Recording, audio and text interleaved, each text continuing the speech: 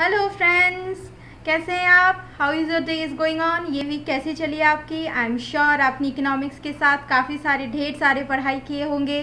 और फिर से वेलकम है आपको 7 इजी स्टेप्स इकोनॉमिक्स। मेरे प्यारे बच्चे, आप लोगों की क्लास मेरे ख्याल से अच्छे से चल रहे होंगे, आपकी स्टडीज़ भी अच्छे से चल रहे होंगे और हमने जो पिछले सारे सेशंस किए होंगे आई एम श्योर उस सेशन में आपको काफ़ी सारी मदद मिली होगी, काफ़ी सारी हेल्प मिले होंगे और आप जी जान लगा के इकोनॉमिक्स पढ़ रहे हैं, उनकी कॉन्सेप्ट को समझ रहे हैं और आपको भी अभी पता चल रहा है कि economics is really easy. It is like very much to with a daily life. इसीलिए आप अगर जब भी इकोनॉमिक्स को अच्छे से पढ़ेंगे, उसकी इलैबोरेशन समझेंगे, उसकी कॉन्सेप्ट को समझेंगे तो आपको पता चलेगा कि economics is something that deals with our daily life. Economics हर चीज़ में जुड़ी हुई है। इकोनॉमिक्स हमारी कॉन्सेप्ट्स के साथ, हमारी पढ़ाई के साथ, हमारी स्टडीज़ के साथ ही सिर्फ नहीं बट हमारी डे टू डे लाइफ पे, हमारी जॉब्स के साथ, हमारी डे टू डे लाइफ में हम जो एसेंशियल्स लेते हैं, हम जो बाई आउट करते हैं, हम जो सेल आउट करते हैं, हर चीज़ के साथ इकोनॉमिक्स है। इकोनॉमिक्स हमारी इकोनॉमी के साथ जुड़ी हुई है। इकोनॉमिक्स हमारी ऑर्गेनाइजेशंस के साथ जुड़ी हुई होती है। इकोनॉमिक्स हमारी public transportation, public help, public display, हर चीज़ में ही इकोनॉमिक्स जुड़ी हुई है। तो आज हम अपने सेशंस को आगे बढ़ाते हैं। ये हमारी जो स्टैटिस्टिक्स फॉर इकोनॉमिक्स की पार्ट 4 सेशन है, जिसमें हम आज समरी कर लेंगे कि हमने पिछले 3 हफ्तों में क्या क्या हमने पढ़ाई की है, क्या क्या हमने कॉन्सेप्ट समझेंगे हैं, उसको झटपट हम लोग फिर से तो एक बार उस पॉइंट्स को हम लोग फिर से एक बार फिर से हम लोग उसको दोहरा लेंगे। उसके बाद कुछ बेसिक क्वेश्चनर्स है जो मैं आपके लिए लाई हूँ, वो आपकी टास्क है, आपको ज़रूर वो क्वेश्चनर्स करनी है ताकि आपको भी पता चल जाए कि कैसे कैसे क्वेश्चंस आपकी एग्ज़ाम्स में आ सकते हैं, आपको अपीयर करने हैं और वो आपको हेल्प भी करेंगे ताकि आपको कितनी स्टडी हुई है, कितनी आपको समझ में आया है, ये समझने के लिए। तो सबसे पहले अब हम प्रेजेंटेशंस की ओर चलते हैं और वहाँ पे हम एक बार क्विकली समरी कर लेते हैं, पूरे समराइज करते हैं सारे पॉइंट्स को और उसके बाद हम उसकी क्वेश्चनर्स देख लेते हैं। तो चलिए प्रेजेंटेशंस के साथ शुरू करते हैं। तो अब आ गए हमारी समरी। तो सबसे पहले हमने क्या पढ़ा? First of all what we have understood is that our wants are unlimited but the resource used in the production of good that satisfy our wants are limited और scarce and have alternative uses. Scarcity is the root cause of all economic problems। तो सबसे पहले हमने क्या सीखा कि हमारी want unlimited है बट हमारी जो रिसोर्सेज ऑफ प्रोडक्शन जो सेटिस्फाई करते हैं हमारे वांट्स को, वो भी स्केर्स है और उसका हम क्या करते हैं, जब वो लिमिटेड होता है, स्केर्स होते हैं, तो उसकी ऑल्टरनेटिव यूजेस आ जाते हैं। तो हम उस ऑल्टरनेटिव यूजेस को ढूंढते हैं और ये जो स्केर्सिटी है, this is the root causes of all economic problem. And next is purchase of goods by consumer to satisfy their various need is consumption। तो जो goods हम satisfy करते हैं, जो good हमें satisfy करने के लिए जो हम purchase कर सकते हैं, that is the various needs is consumption। तो उसको हम consumption बोलते हैं। तो manufacturing of good by producers for the market or generation of income is production and division of national income into wages, profit, rent and interest is distributions। This is the basic summary। हमने पहले भी पढ़ी हुई economics में, आप एक बार फिर से पढ़ रहे हो इसको ताकि आपको एक बार इजीली इसको समझ में आ जाए। और क्या क्या हमने पर्टिकुलरली इस चैप्टर में जहाँ पे हमने स्टैटिस्टिक्स पढ़ी है, हमने किया है कि statistics plays a very important role in economics.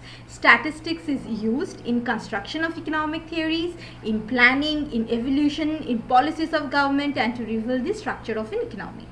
The word statistics is used in two sense. In plural sense, statistics refer to quantitative information or statistical data, or in singular sense, it is termed as statistical methods। It means the science of collection, organization, presentation, analysis and interpretation of statistical data।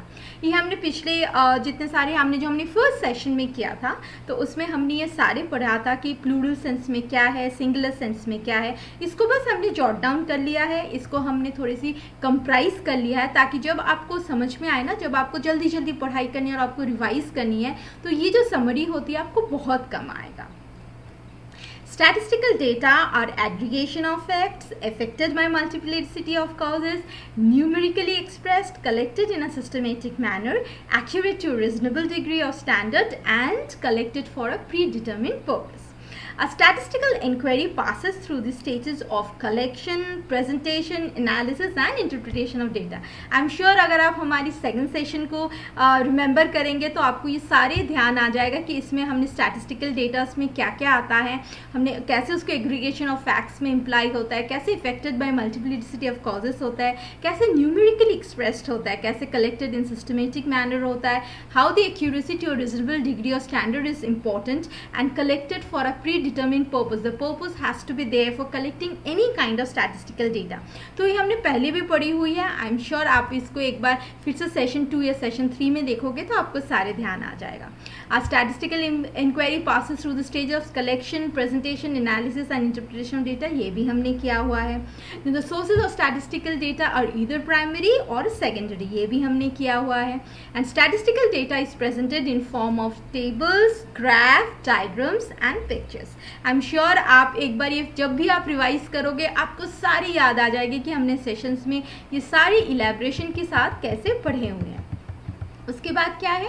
Now statistics. Now statistics simplifies complex data. This is basically the function of statistics. Statistics simplifies the complex data. It is present in fate indefinite form, provides a technique of comparison, studies relationship, help in formulating policies, help in forecasting and help to test and formulate theories. तो जब भी आप statistics को याद करोगे the function of statistics तो ये आपको सारी याद आ जाएगा कि how it simplifies the complex data, how it presents the fates in definite form, how it provides a technique of comparison, how it studies the different relationship, how it helps in formulating policies, how it helps in forecasting and how it helps to test and formulate theories. अब जो theories की, अब जो statistics की हमने advantages पढ़ी है तो उसको हमें डिसएडवांटेजेस भी देखनी पड़ेगी, उसकी लिमिटेशंस भी हमें समझनी पड़ेगी. तो what are the limitations of statistics? The limitation of statistics is it does not study in the qualitative aspect of problem, it does not study individual.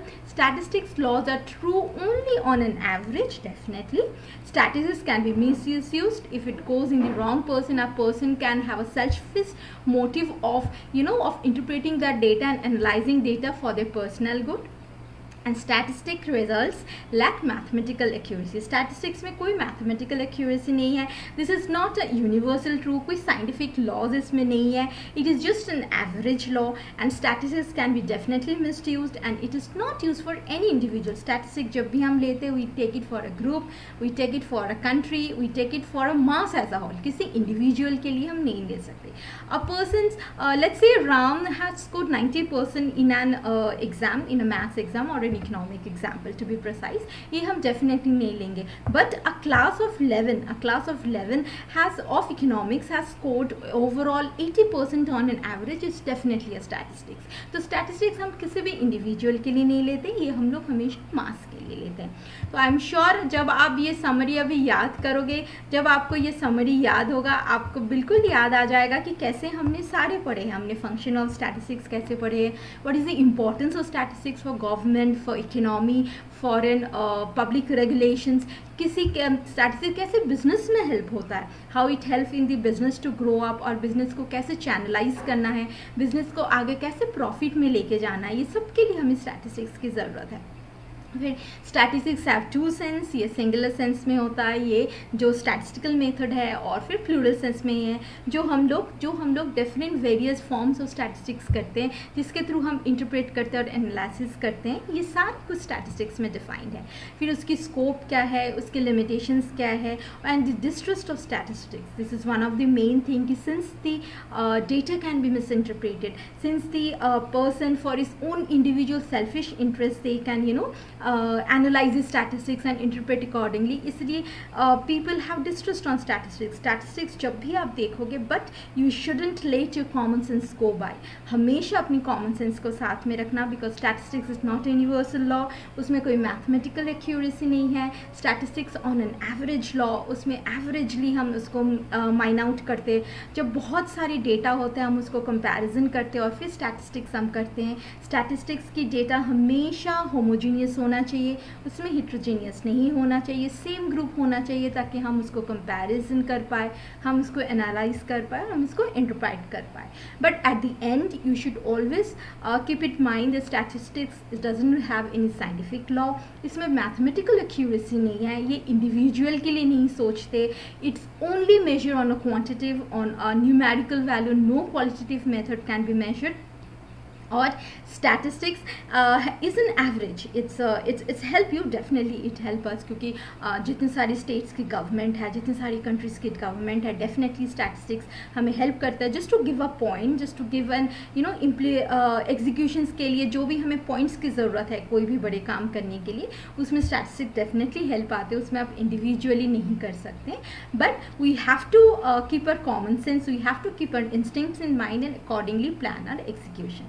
तो आज हमने ये स्टैटिस्टिक्स की सारी समरी ख़त्म कर लिया. आज ये 4th सेशन के साथ हमारी स्टैटिस्टिक्स की सारे point, scope, importance and function of statistics ख़त्म हो गए. अब I let you know, give you just few basic question है. आप प्लीज़ इस क्वेश्चन को अपियर कीजिए, ये आपकी टास्क है. आप ये सारे सेशंस पढ़ने के बाद ये स्टैटिस्टिक्स की ये जो फ्यू पॉइंट्स है, जो क्वेश्चन है, इसको आप ज़रूर अपियर कीजिए ताकि आपको पता चल जाए कि हाउ इम्पॉर्टेंटली, मैंने the most important is how much you have understood this subject. कितनी आपकी कॉन्सेप्ट क्लियर हुआ है, कितनी इलेब्रेशंस आपको करनी है, पॉइंट्स कैसे जॉट डाउन करनी है. तो उसके लिए क्वेश्चंस बहुत इंपॉर्टेंट है. एक बार आप सारे क्वेश्चंस देख लीजिए, मैं आपको एक बार रिवाइज रिपीट कर देती हूँ और इसको ज़रूर अपियर कीजिए. और हाँ, इस वीडियो में बने रहने के लिए थैंक यू सो मच. इसको ज़रूर सब्सक्राइब कीजिए, इसको लाइक कीजिए, इसको शेयर कीजिए, आपकी फ्रेंड्स को बताइए. एंड प्लीज़ आपकी जो भी कमेंट है आप इसमें कमेंट्स में डाल सकते हैं. मेरे ईमेल आईडी भी इसके साथ है, तो आप ईमेल आईडी में भी आपको कोई पॉइंट समझ में नहीं आया, आप फिर से चाहते हो उस पॉइंट को समझना, तो ज़रूर लिखिए and I will definitely make it a point कि मैं आपको वो बताऊँ.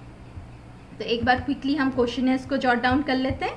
क्वेश्चनर्स एक बार हम लोग फिर से देख लेते हैं. तो क्वेश्चनर्स में क्या है, first of all the first question is state the need of statistics in economy, describe in brief the scope of statistics, define statistics in plural and singular sense, define this term statistics in plural sense and point out its main characteristics, state briefly the various stages of a statistical inquiry, what are the principal source of data, describe any 4 limitations. Limitation तो काफ़ी है, मेरे ख्याल से 7-8 limitations है overall, तो आप कोई भी 4 limitations इसमें डाल सकते हैं.